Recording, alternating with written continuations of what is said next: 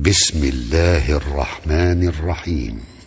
طه ما أنزلنا عليك القرآن لتشقى إلا تذكرة لمن يخشى تنزيلا ممن خلق الأرض والسماوات العلى الرحمن على العرش استوى له ما في السماوات وما في الأرض وما بينهما وما تحت الثرى وإن تجهر بالقول فإنه يعلم السر وأخفى الله لا إله إلا هو له الأسماء الحسنى. وهل أتاك حديث موسى إذ رأى نارا فقال لأهلهم كثوا إني آنست نارا لعلي آتيكم منها بقبس أو أجد على النار هدى فلما أتاها نودي يا موسى إني أنا ربك فاخلع نعليك إنك بالوادي المقدس طوى وأنا اخترتك فاستمع لما يوحى إنني أنا الله لا إله إلا أنا فاعبدني وأقم الصلاة لذكري إن الساعة آتية أكاد أخفيها لتجزى كل نفس بما تسعى فلا يصدنك عنها من لا يؤمن بها واتبع هواه فتردى وما تلك بيمينك يا موسى قال هي عصاي أتوكأ عليها وأهش بها على غنمي ولي فيها مآرب أخرى قال ألقها يا موسى فألقاها فإذا هي حية تسعى قال خذها ولا تخف سنعيدها سيرتها الأولى واضمم يدك إلى جناحك تخرج بيضاء من غير سوء آية أخرى لنريك من آياتنا الكبرى اذهب إلى فرعون إنه طغى قال رب اشرح لي صدري ويسر لي أمري واحلل عقدة من لساني يفقه قولي واجعل لي وزيرا من أهلي هارون أخي أشدد به أزري وأشركه في أمري كي نسبحك كثيرا ونذكرك كثيرا إنك كنت بنا بصيرا قال قد أوتيت سؤلك يا موسى ولقد مننا عليك مرة أخرى إذ أوحينا إلى أمك ما يوحى أن اقذفيه في التابوت فاقذفيه في اليم فليلقه اليم بالساحل يأخذه عدو لي وعدو له وألقيت عليك محبة مني ولتصنع على عيني إذ تمشي أختك فتقول هل أدلكم على من يكفله فرجعناك إلى أمك كي تقر عينها ولا تحزن وقتلت نفسا فنجيناك من الغم وفتناك فتونا فلبثت سنين في أهل مدين ثم جئت على قدري يا موسى واصطنعتك لنفسي اذهب أنت وأخوك بآياتي ولا تنيا في ذكري اذهبا إلى فرعون إنه طغى فقولا له قولا لينا لعله يتذكر أو يخشى قالا ربنا إننا نخاف أن يفرط علينا أو أن يطغى قال لا تخافا إنني معكما أسمع وأرى فأتياه فقولا إنا رسولا ربك فأرسل معنا بني إسرائيل ولا تعذبهم قد جئناك بآية من ربك والسلام على من اتبع الهدى إنا قد أوحي إلينا أن العذاب على من كذب وتولى. قال فمن ربكما يا موسى؟ قال ربنا الذي أعطى كل شيء خلقه ثم هدى. قال فما بال القرون الأولى؟ قال علمها عند ربي في كتاب لا يضل ربي ولا ينسى. الذي جعل لكم الأرض مهدا وسلك لكم فيها سبلا وأنزل من السماء ماء فأخرجنا به أزواجا من نبات شتى. كلوا وارعوا أنعامكم إن في ذلك لآيات لأولي النهى. منها خلقناكم وفيها نعيدكم ومنها نخرجكم تارة أخرى. ولقد أريناه آياتنا كلها فكذب وأبى. قال أجئتنا لتخرجنا من أرضنا بسحرك يا موسى؟ فلنأتينك بسحر مثله فاجعل بيننا وبينك موعدا لا نخلفه نحن ولا أنت مكانا سوى. قال موعدكم يوم الزينة وأن يحشر الناس ضحى.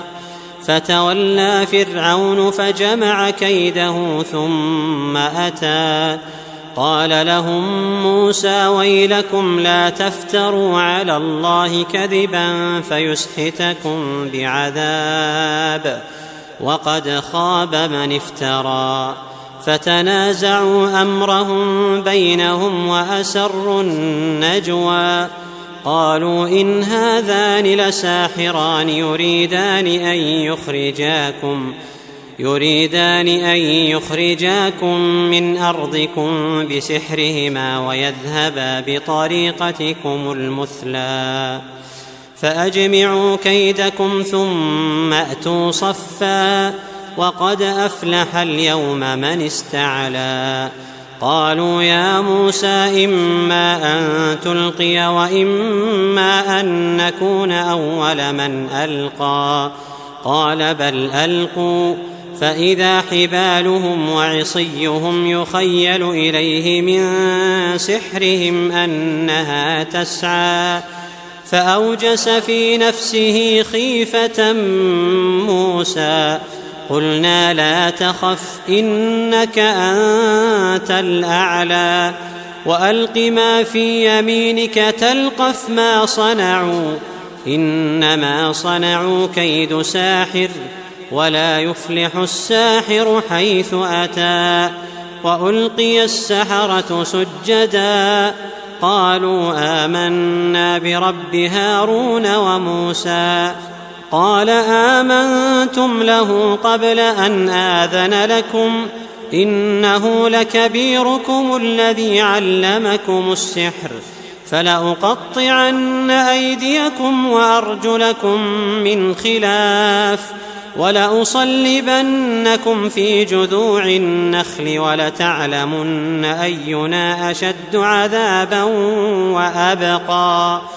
قالوا لن نؤثرك على ما جاءنا من البينات والذي فطرنا فاقض ما أنت قاض إنما تقضي هذه الحياة الدنيا.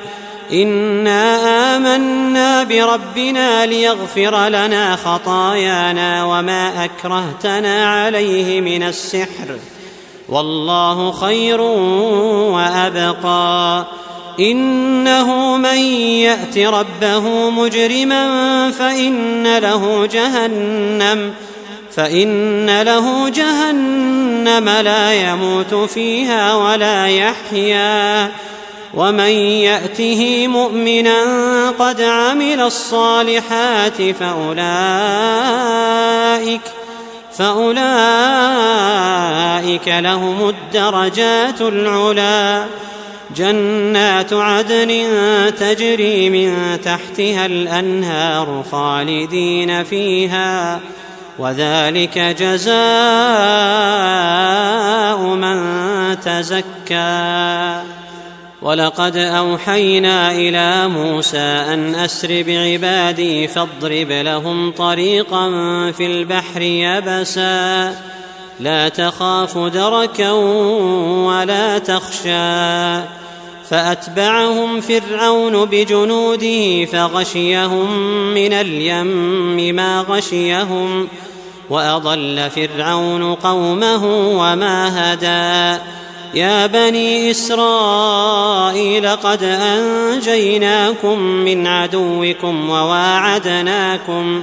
وواعدناكم جانب الطور الأيمن ونزلنا عليكم المن والسلوى. كلوا من طيبات ما رزقناكم ولا تطغوا فيه فيحل عليكم غضبي، ومن يحلل عليه غضبي فقد هوى. وإني لغفار لمن تاب وآمن وعمل صالحا ثم اهتدى. وما أعجلك عن قومك يا موسى؟ قال هم أولئك على أثري وعجلت إليك رب لترضى. قال فإنا قد فتنا قومك من بعدك وأضلهم السامري. فرجع موسى إلى قومه غضبان أسفا قال يا قوم ألم يعدكم ربكم وعدا حسنا أفطال عليكم العهد أم أردتم أن يحل عليكم غضب من ربكم فأخلفتم موعدي. قالوا ما أخلفنا موعدك بملكنا ولكننا حملنا أوزارا من زينة القوم فقذفناها فكذلك ألقى السامري. فأخرج لهم عجلا جسدا له خوار فقالوا هذا إلهكم وإله موسى فنسي. أفلا يرون ألا يرجع إليهم قولا ولا يملك لهم ضرا ولا نفعا.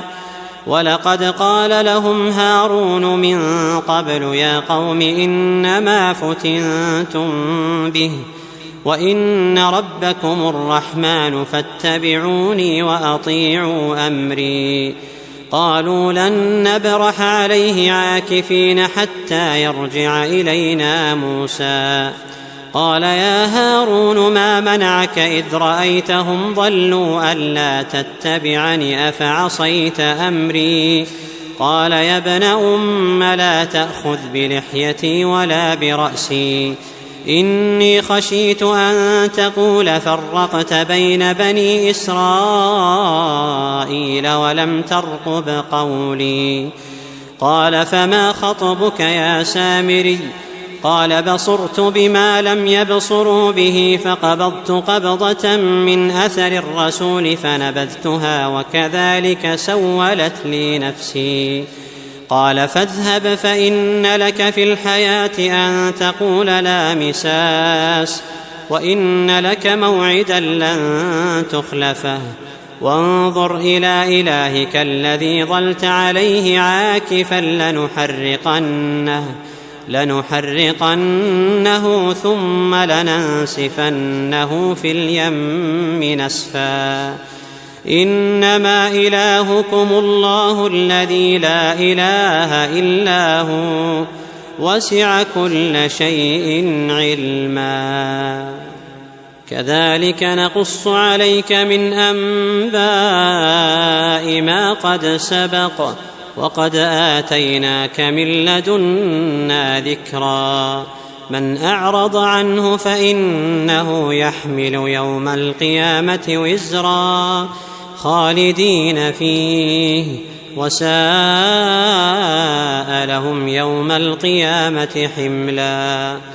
يوم ينفخ في الصور ونحشر المجرمين يومئذ زرقا يتخافتون بينهم إن لبثتم إلا عشرا نحن أعلم بما يقولون إذ يقول أمثلهم طريقة إن لبثتم إلا يوما ويسألونك عن الجبال فقل ينسفها ربي نسفا فيذرها قاعا صفصفا لا ترى فيها عوجا ولا أمتا يومئذ يتبعون الداعي لا عوج له وخشعت الأصوات للرحمن فلا تسمع إلا همسا يومئذ لا تنفع الشفاعة إلا من أذن له الرحمن ورضي له قولا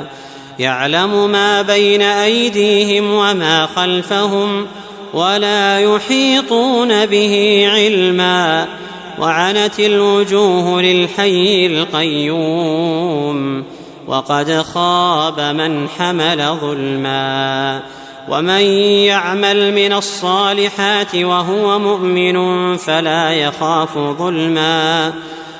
يخاف ظلما ولا هضما وكذلك أنزلناه قرآنا عربيا وصرفنا فيه من الوعيد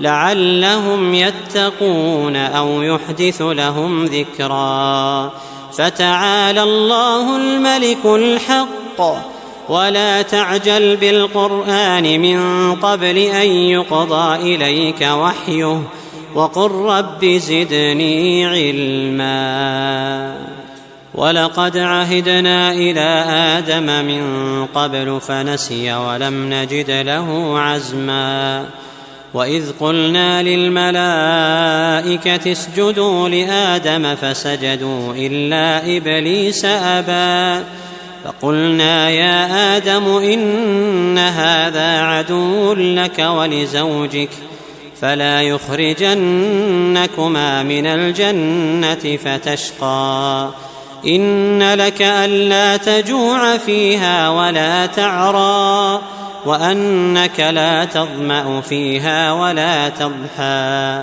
فوسوس إليه الشيطان قال يا آدم هل أدلك على شجرة الخلد وملك لا يبلى فأكلا منها فبدت لهما سوآتهما وطفقا يخصفان عليهما من ورق الجنة وعصى آدم ربه فغوى ثم اجتباه ربه فتاب عليه وهدى قال اهبطا منها جميعا بعضكم لبعض عدو فإما يأتينكم مني هدى فمن اتبع هداي فلا يضل ولا يشقى ومن أعرض عن ذكري فإن له معيشة ضنكا ونحشره يوم القيامة أعمى قال رب لم حشرتني أعمى وقد كنت بصيرا قال كذلك أتتك آياتنا فنسيتها وكذلك اليوم تنسى وكذلك نجزي من أسرف ولم يؤمن بآيات ربه ولعذاب الآخرة أشد وأبقى أفلم يهد لهم كم أهلكنا قبلهم من القرون يمشون في مساكنهم إن في ذلك لآيات لأولي النهى ولولا كلمة سبقت من ربك لكان لزاما وأجل مسمى فاصبر على ما يقولون وسبح بحمد ربك قبل طلوع الشمس وقبل غروبها ومن آناء الليل فسبح وأطراف النهار لعلك ترضى ولا تمدن عينيك إلى ما متعنا به أزواجا منهم زهرة الحياة الدنيا لنفتنهم فيه ورزق ربك خير وأبقى وأمر أهلك بالصلاة واصطبر عليها لا نسألك رزقا